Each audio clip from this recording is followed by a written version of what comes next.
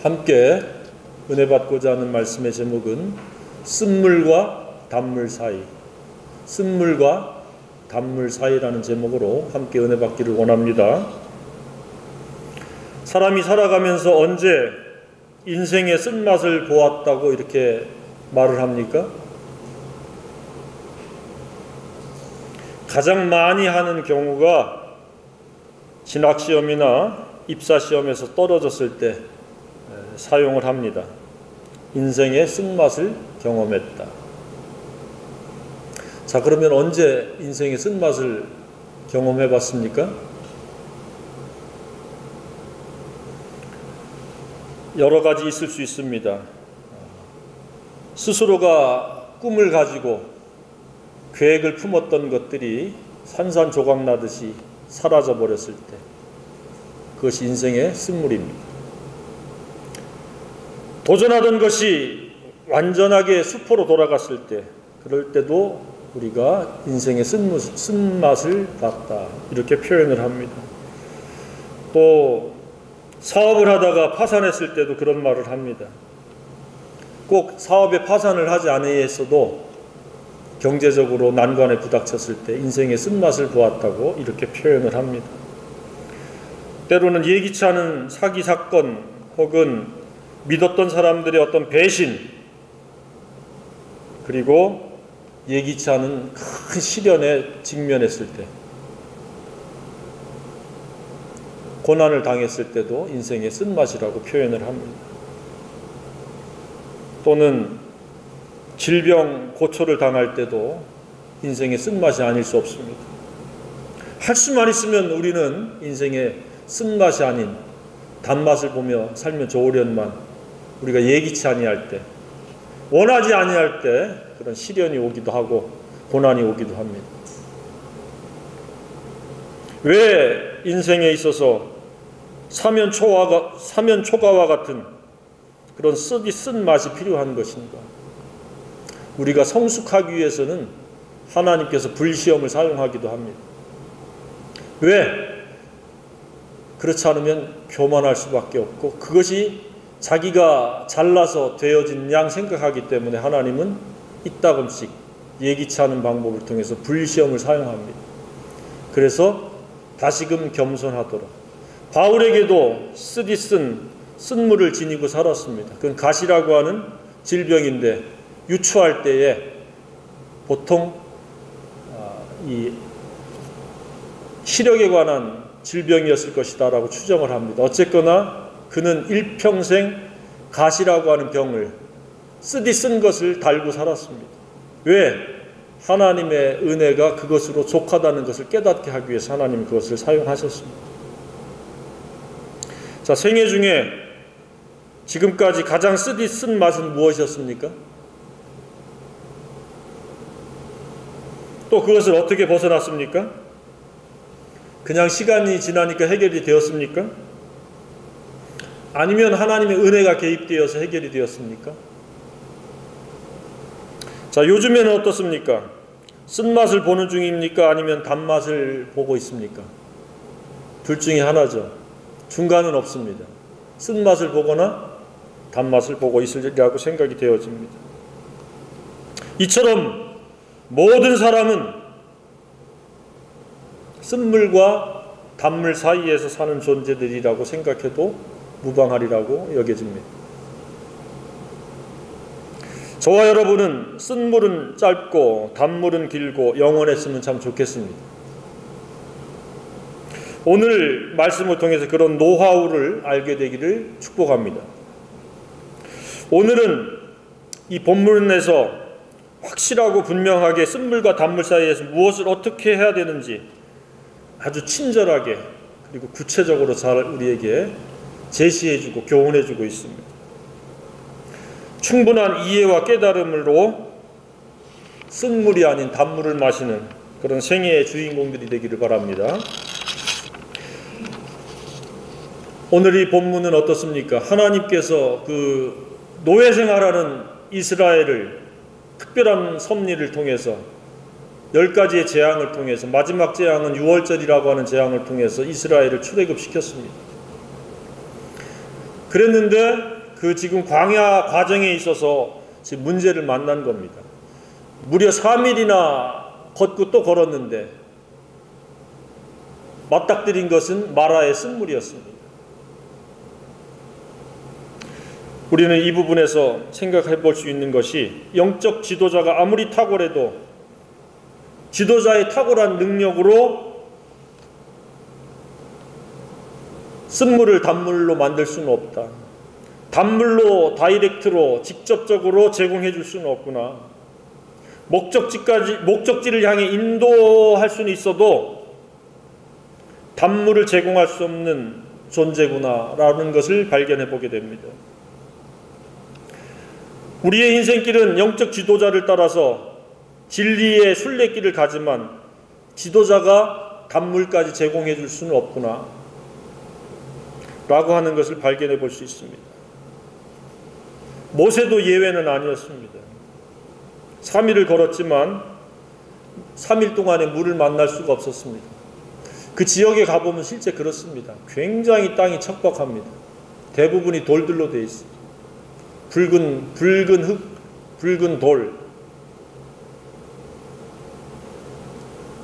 겨우 물을 만났는데 그 물은 써서 마실 수가 없는 물이었습니다.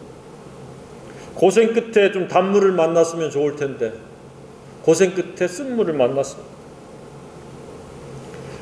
힘들고 지치고 고난을 이제 통과하나 싶었는데 불행이 덮친 격입니다. 참으로 난감한 형편이 아닐 수 없습니다. 인생이란 그렇습니다. 이쯤 되면 고난이 좀 멈출 만도 한데 멈추지 않고 또 이어지는 경우가 있고, 어떤 경우에는 고난이 순간적으로 찰나적으로 지나가기도 합니다.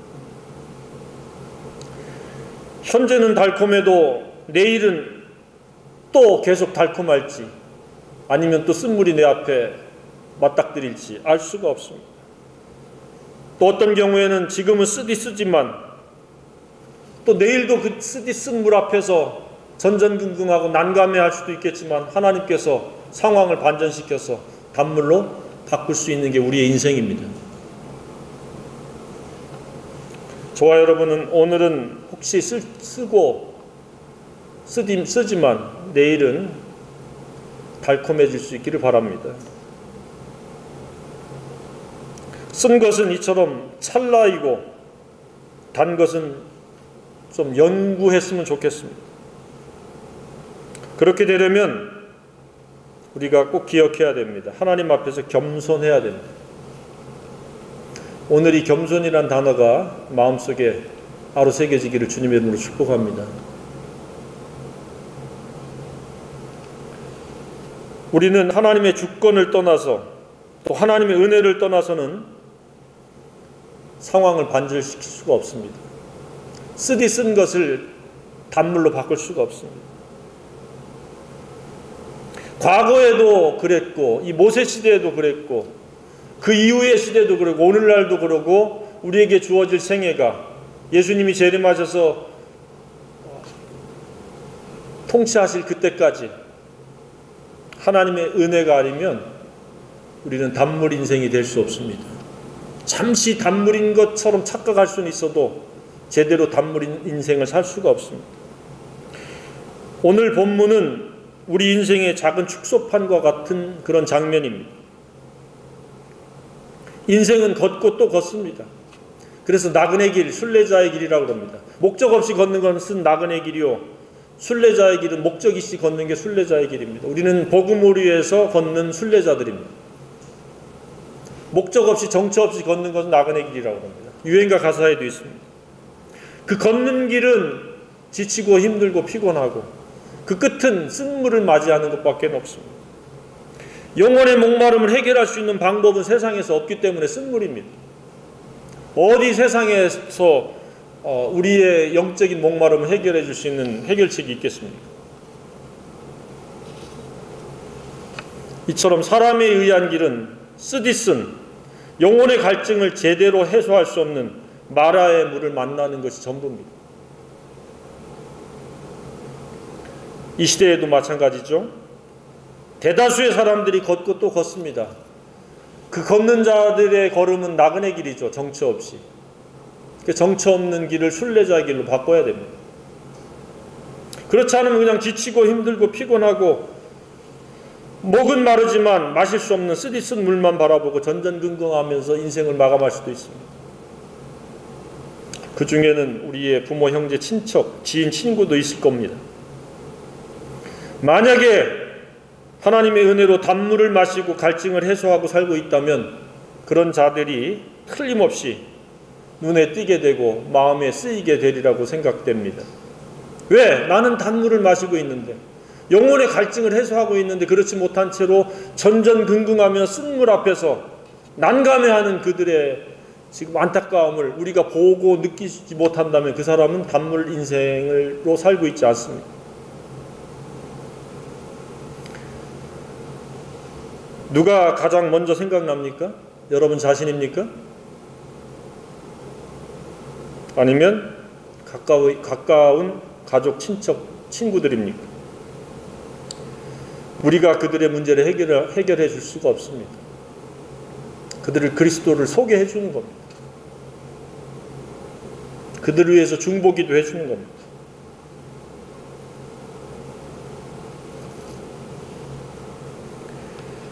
하나님의 은혜로 말미암는 단물을 마셔야만이 제대로 갈증을 해소할 수가 있습니다. 그리고 그 단물을 마신 자는 또 다른 갈증을 느끼는 자들에 대해서 연민을 갖게 됩니다. 그것이 사랑입니다. 지극히 당연한 사랑입니다. 사랑은 위에서 아래로 흘러가게 되어 있습니다. 저는 수백 명의 이름을 불러가면서 중보기도 하고 있습니다. 언젠가는 그들을 직접적으로 또 만날 기회도 주시리라고 생각이 되어지는데, 왜? 그들은 순례자의 길이 아닌 나그네 길을 가고 있고 단물이 아닌 쓴물 앞에서 전전긍긍하기 때문에 그렇습니다. 우리는 긍휼의 마음, 연민의 마음을 갖고 그들을 도와줄 수 있는 그런 하나님의 사람들이 되어야 될 줄로 생각합니다. 그것은 사랑이면서 그것은 인생의 가치가 제대로 쌓이는, 보화가 쌓이는 그런 생애가 되리라고 생각이 되어집니다. 재물과 돈은 사라지지만 사랑의 수고와 그들의 영혼의 문제를 도와주는 것은 영원한 가치입니다. 최근에 어떤 목마른 영혼을 도와주었습니까? 물질적인 경제적인 문제를 도와주는 것은 일시적인 도움이요, 영혼의 깊은 갈증을 진리로 해소할 수 있는 기회를 제공해 준 것은 근본적인 문제를 도와준 겁니다. 우리에게는 하나님의 말씀, 영이요 진리요 생명이요 생명수 되시는 진리가 있습니다. 이것만이 사람들을 도울 수 있습니다. 이 세상이 주는 물은 쓴물입니다.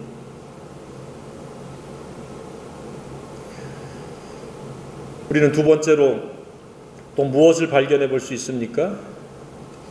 지도자도 사람이요, 지도자는 인도자일 뿐이지 단물을 직접 제공해 줄 수는 없다는 것을 발견해 보게 되겠고, 두 번째는 그 지도자를 통해서 유월절 그 역사를 일으키고 홍해 바다를 가르셔서 불기둥과 구름기둥으로 인도하셨던 그 하나님의 은혜를 이 백성들은 망각해 버렸습니다.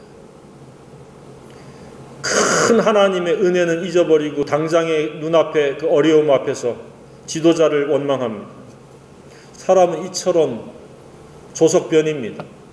아침에 기분이 좋다고 그렇게 활짝 웃던 얼굴이 잠깐의 불편한 것 때문에 찌그리고 원망하고 불평하고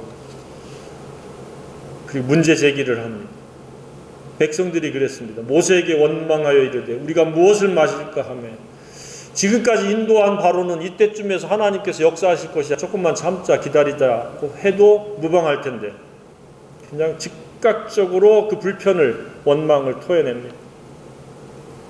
우리는 배은망덕한 인생이 되지 말아야 될 줄로 생각합니다.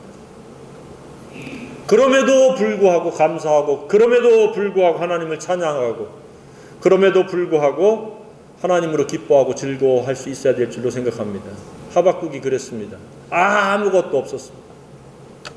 외양간에 소도 없고 포도나무에 열매도 없고 양우리에 양들도 없었고, 그런 내가 여호와로 말미암아 즐거워하고 기뻐하노라. 우리는 상황을 기뻐하는 것이 아니라 상황 위에서 역사하시는 하나님으로 기뻐해야 될 줄로 믿습니다.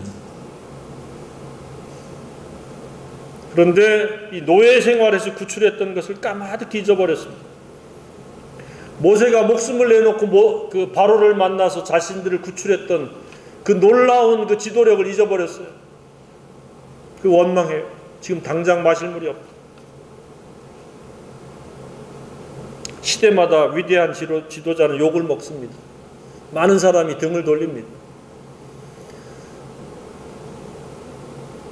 잘한 것은 당연한 것이고 조금만 잘못하면 원망을 듣게 되는 게 지도자의 위치입니다. 그런데 원망은 문제 해결에 아무런 도움이 되지 않습니다. 그들이 원망하는데 모세가 일일이 대꾸하고 따지지 않습니다. 이 놀라운 지도력을 또 보게 됩니다. 모세가 어떻게 했습니까? 여호와께 부르짖었더니, 이 기도, 간절한 기도가 부르짖는 기도죠.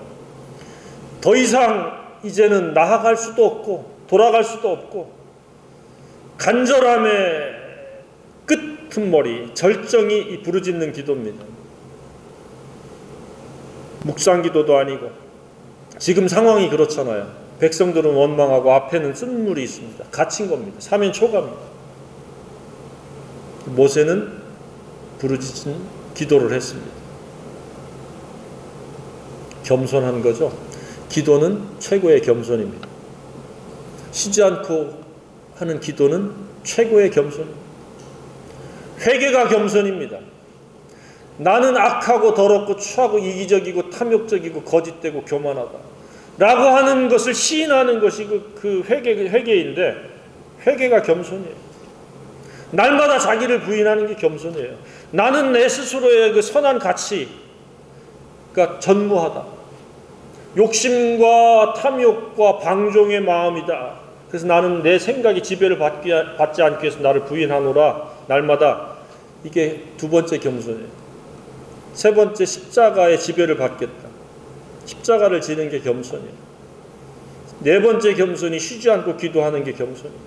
다섯 번째 겸손이 나는 말씀 아니면 살 수 없다. 말씀에 의뢰하노라. 말씀을 의지하고 채우기 위해서 말씀을 읽는 것, 말씀과 기도에 창념하는 게, 그것이 최종적인 겸손이에요. 그래서 우리의 인생은 겸손으로 시작해서 겸손으로 진행되어지는 거예요.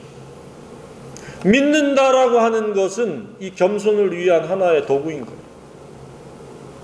인류의 실패는 이 겸손의 실패잖아요. 우리의 실패도 겸손의 실패. 뭘 아는 것하고 겸손하고는 별개예요. 그 말씀을 사람들이 안 읽어요. 말씀을 의지하지 않아요. 나 예수 알아. 나를 위해서 십자가에 죽으셨어. 부활하셨어. 그것은 2차원적인 하나의 정보야 지식에 불과하고 관념에 불과한 겁니다. 구체적인 겸손이 있을 때 하나님의 은혜가 임하는 줄로 믿으시기 바랍니다. 그게 뭐예요? 나를 부인했으면 말씀으로, 진리로 채워서 진리가 나를 이끌어 가도록 하는, 그게 거룩입니다. 그래서 우리의 생애는 겸손에 의한 거룩, 거룩에 의한 생활화, 그것이 경건입니다. 오늘 말씀에서도 그것을 우리가 발견해 볼 수 있습니다.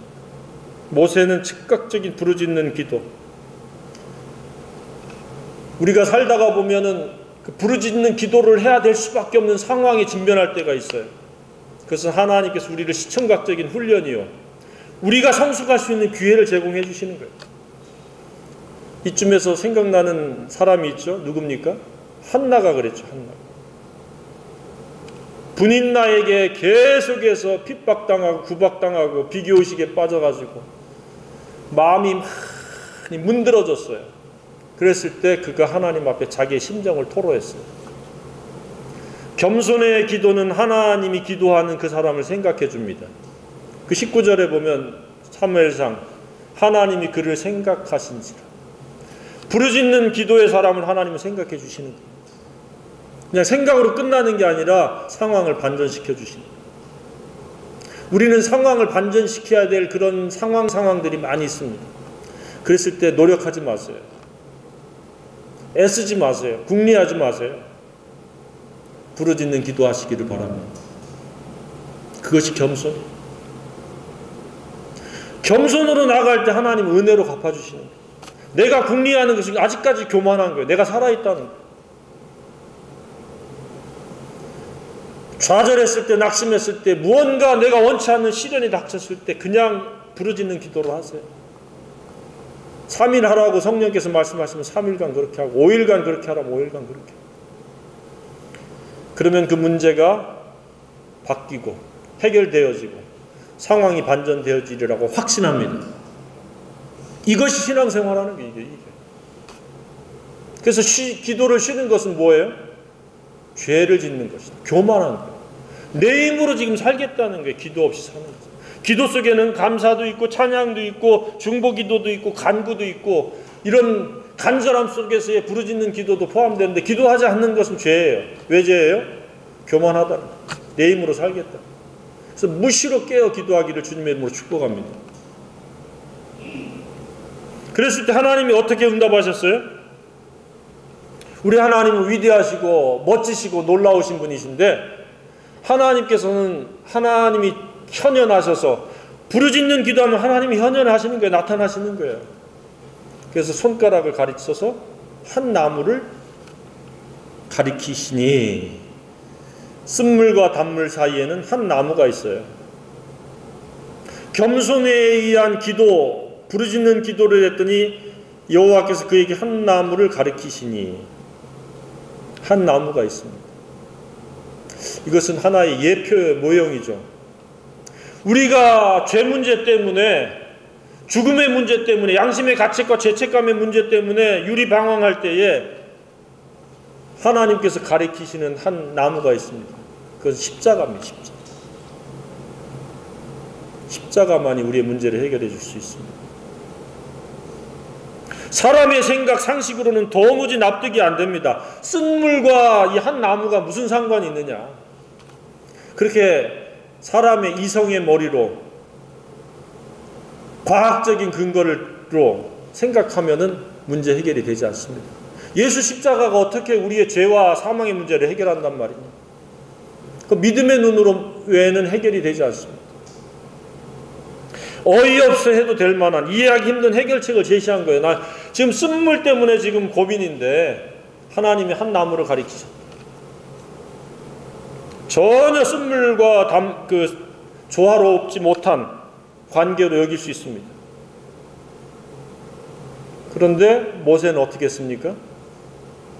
그대로 이유를 달지도 않고 생각을 진전시키지 않고 그대로 그 나무를 물에 던졌습니다.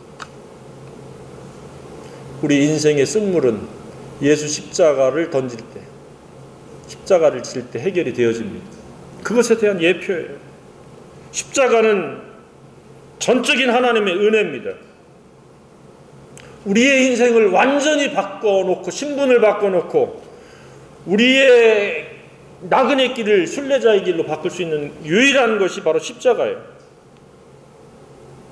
그 한 나무, 오늘날에는 예수 그리스도 십자가뿐인 거예요.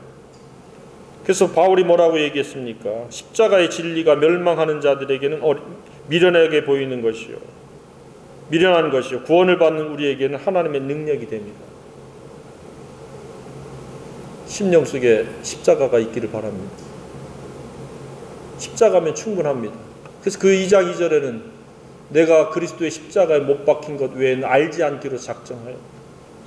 십자가는 부분적인 문제 해결이 아니라 완전한 문제 해결입니다.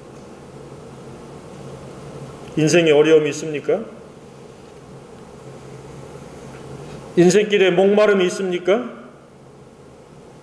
지치고 고달프고 힘들고 시련과 고난에 직면했습니까?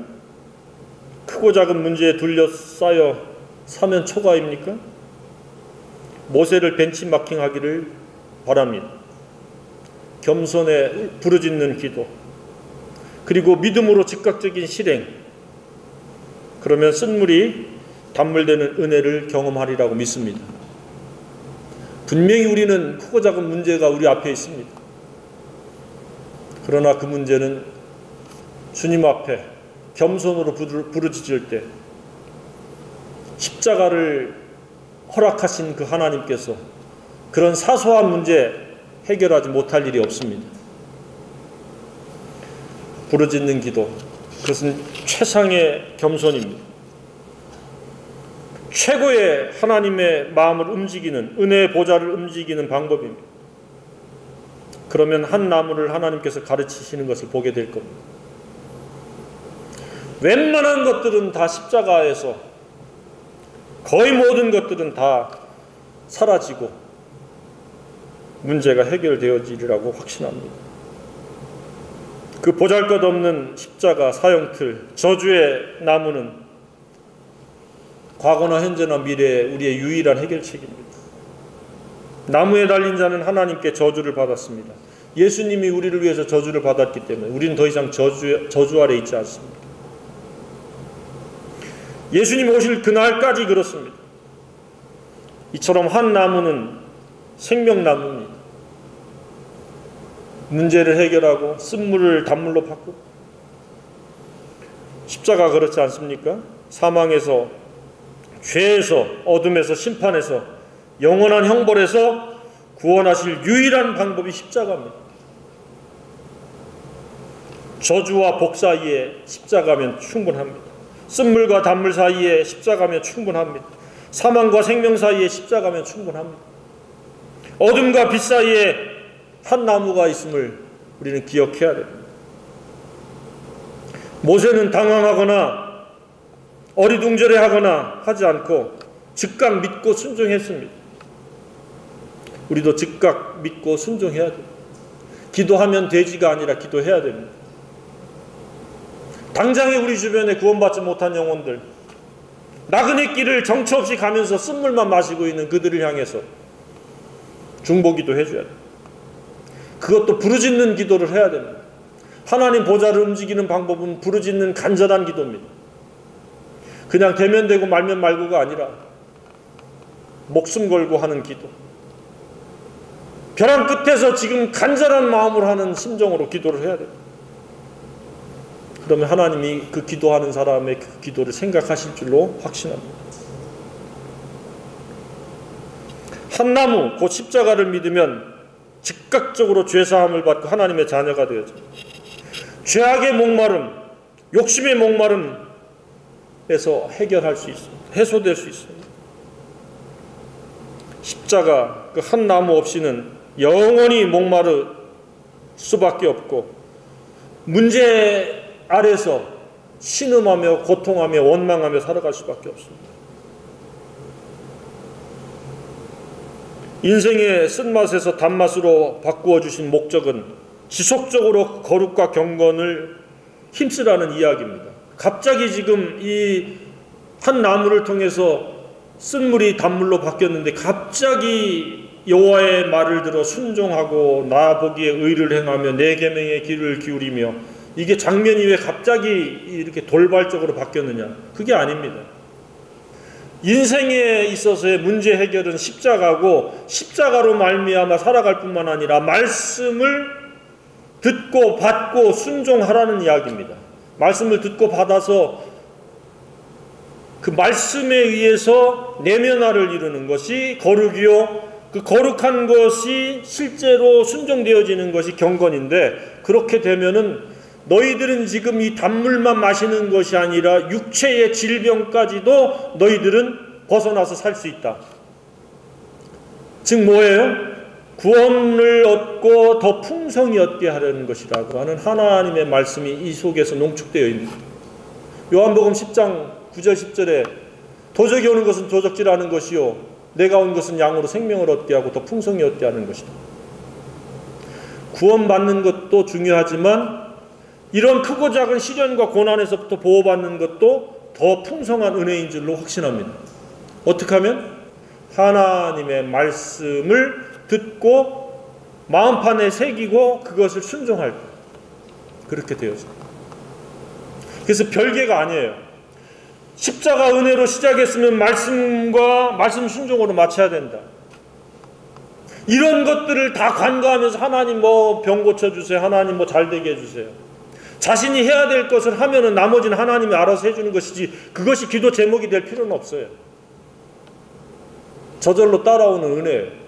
풍성한 하나님의 갚으심이 있는 거예요. 우리 인생은 쓴물과 단물 사이에 있습니다.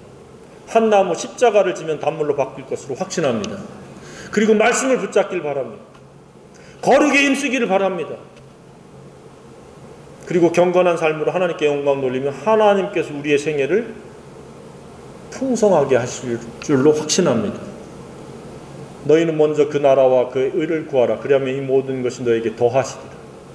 더해지는 생애는 구한다고 되는 것이 아니라 그 나라를 구하고 그 의를 행할 때, 그 의라고 하는 것은 진리를 순종하고자 하는 경건한 삶을 이야기하는 겁니다. 그러면 더해질 줄로 확신합니다. 하나님의 말씀이 실제가 되어질 때 하나님 영광 받으십니다. 우리는 이론가, 이차원적인 정보, 지식, 교리적인 존재가 아니라 하나님의 말씀이 생애 속에서 실제가 되어져야 돼요. 그랬을 때 그렇지 않은 사람들과의 차이가 있는 겁니다. 그럴 때 우리가 세상의 소금이요 빛의 역할을 할 수 있는 겁니다. 저와 여러분이 다 그런 생애가 되기를 바랍니다. 소망합니다. 그렇게 될 수 있습니다.